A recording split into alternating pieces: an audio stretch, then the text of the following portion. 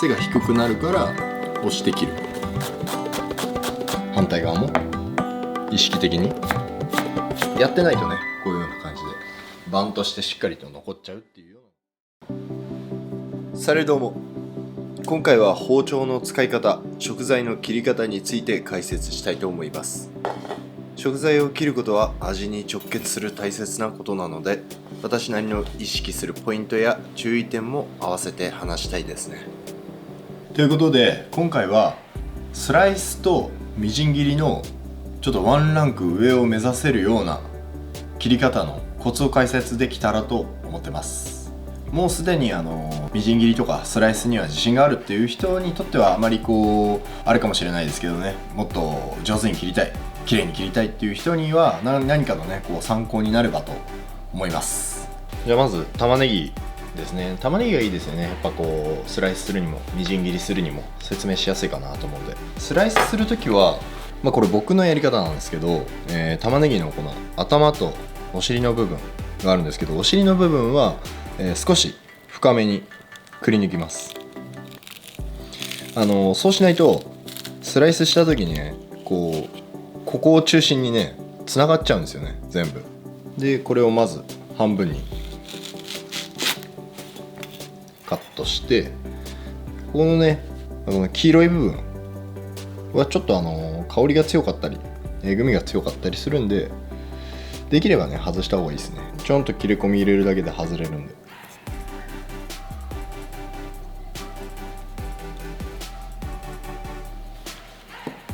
でスライスする時によく切れ込み入れる理由何なんですかっていう風にね聞かれるんですけど、これはほんと細かい話なんですけど、ちょっとだけね切れ込み入れないとその部分がねなんていうんですかね、表面積がちょっと大きくなるというか、ちょっと切ってみせますかね。このまま切れ込みを入れないでちょっと切ってみますね。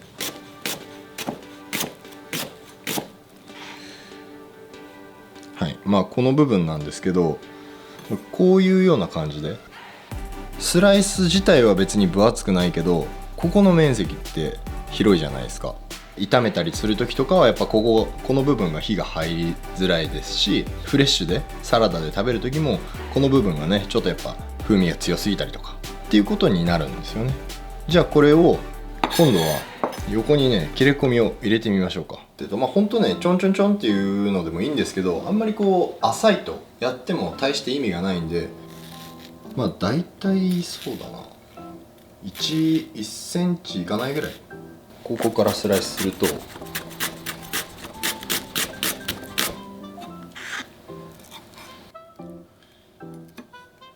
端っこの部分がこれぐらい、千切りというかそういうような感じになって、やってないとねこういうような感じでバンとしてしっかりと残っちゃうっていうようなのがあります。ちょっとだけねちょんちょんと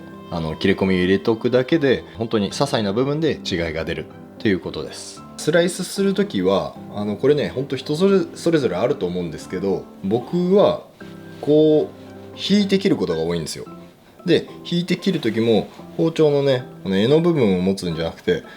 刃の部分ですね。顎は持たないですね。顎持っちゃうと顎っていうかこの下の部分は持たないですよ。ちょっと危ないから上の部分、こういう風な感じでグッと人差し指と親指を使って持って、そうするとね安定するんですよね、長い包丁でも。他にも押して切る人もいますよね。あとは刃先をまな板につけて包丁のここの、顎の部分っていうんですかね、ここを使って押して切るような感じ。大きく分けてこの3パターンかなと思ってます。コツなんですけど、薄く切ろうと思うとね意識しちゃうんですよね。スピードで切っていくんで、そんな一枚一枚見れないんですよ。だから無意識というかほぼリズムを使うんですよね。こういう風に切るっていう意識をあんまり持たない。そうすることで結構ね細かく切れると思うんですよね。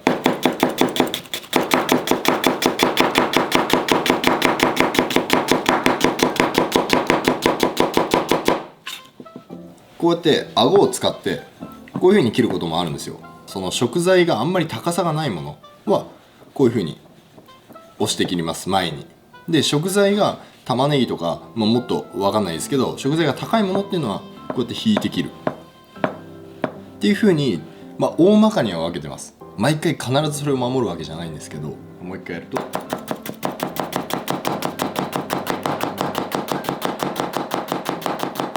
で、端っこは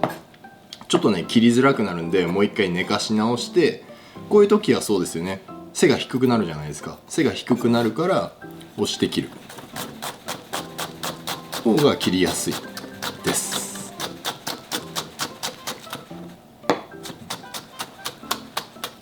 っていうような感じでやってますね。で次は、みじん切りですね。みじん切りの切り方。みじん切りの場合はできればここっていうのはこういうような感じで残しておきます。バラバラにならないポイントなんですよね。でスライスの時にねちょっと言い忘れたんですけど、このみじん切りの時もスライスの時も大前提として、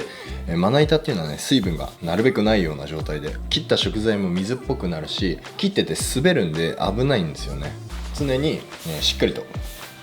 まな板っていうのは拭いて水分がない状態でやるっていうのは、鉄則ですね。ちょっとねこういう茶色い皮が残ってるところとかは薄く外しましょう。で半分にカットで、ここで玉ねぎの、この頭の方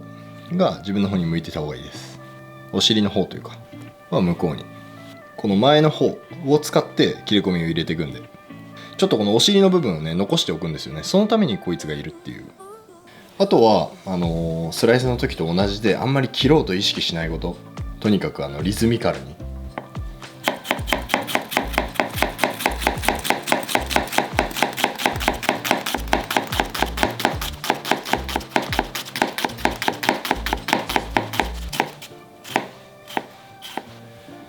で今切れ込みを入れたんですけど、ここのお尻の部分、ここのね部分はね少しね切れ込みが入れきらないで残ってるんですよね。これでバラバラにならない。こっち側向けて、今度は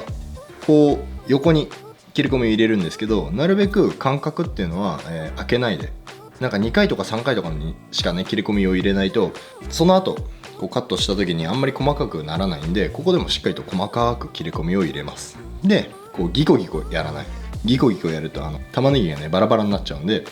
なるべく1回2回とかそういうような感じで包丁を入れる意識をするっていうことですね。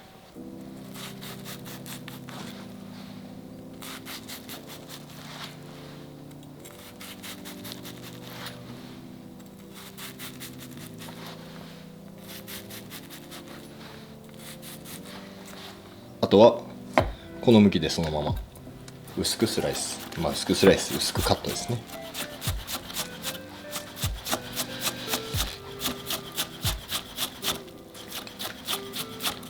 この時にやっぱちょっとね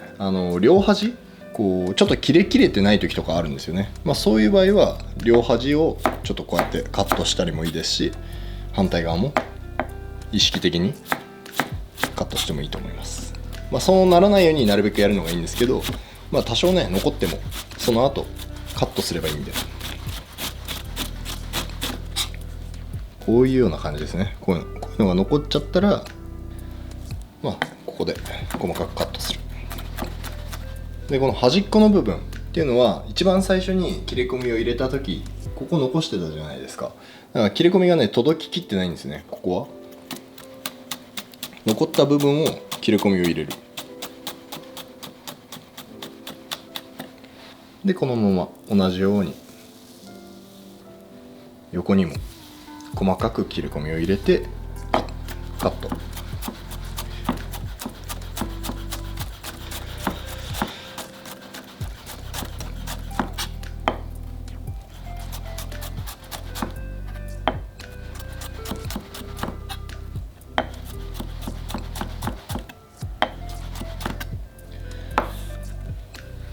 こんな感じですね。でこの軸のところがちょっと残る。さっきのって引いて切ったんですよね。こういうような感じで。でこれちょっと確かに難しいと思うんですよね。この引き切りでみじん切り、多分押して切った方がねやりやすいと思うんですよ実際は。じゃあ押して切る場合はどうするかっていうと、今度は引いて切る時と逆で、この頭の部分っていうのが向こう、お尻の部分っていうのが自分の方向いてる。押して切る時に刃をまな板にねこうピタッと当てないで、少しこの顎の部分をね若干上げておくんですよね。上げてこうスライスそうしないと切り切っちゃうんで、こう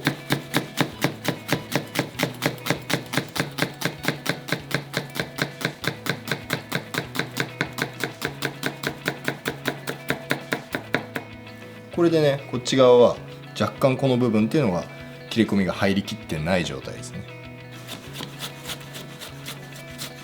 どうですかね。ちょっとでも参考になればいいかなと思ってます。結局それ理解してすぐに反映させるっていうのはちょっと難しいと思うんですけど、何回かやってみて自分の中でね感触として覚えればもうほぼ無意識でやれるようになるとは思います。でこの後はちょっとニンニクもせっかくなのでみじん切りにするやり方っていうのを少し説明できたらと思います。まず基本的にはニンニクは半分にして芽の部分を外すというか、で芽は一応外した状態です。取る取らないはねその人の自由だと思ってるんですけど、今回一応取りました。すごい丁寧な、みじん切りのやり方をこれからやるんですけど、絶対その方がいいかっていうとそんなこともなくて、こう叩いてね粗く刻むっていうやり方もあるじゃないですか。こういうような感じで半分にカットされてて座りは安定してるんで、こっち側ですね、こっちが一応向こう側に行くのかな。でこの先っぽがこうスーッと少しこう尖ってる方が手前に来るような、そういうイメージで僕はやってますね。であとは同じです。この時も向こう側まで入れ切らないでギリギリ残しておくような感じですね。で切ろうっていう風にあんまり意識しないで、ここからもなるべく細かく切れ込むように入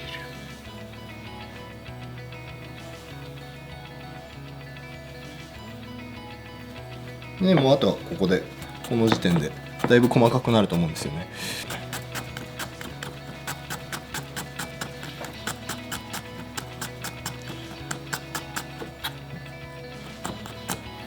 で端っこの切り切れてない部分は、最後だけちょっと刻むっていうような感じですね。さっきの切れ込みを細かく入れることによってこの後もう大して刻まなくていいんですよね。みじん切りで大事なのって玉ねぎもそうなんですけど、やっぱあんまりこうガタガタと刻まない、えぐみが出たり水分が出たり、あと余計にねこう香りっていうのが外に逃げやすいって僕は思ってるんで、なるべく粗く刻む回数っていうのを減らすっていうのがいい料理っていうのをね作るのに必要なのかなとも思ったりもします。はい、そんな感じで包丁の使い方、スライスとみじん切りのコツについての解説でした。少しでもこう新しい発見になっていただけたら嬉しいです。よかったらぜひ参考にしてみてください。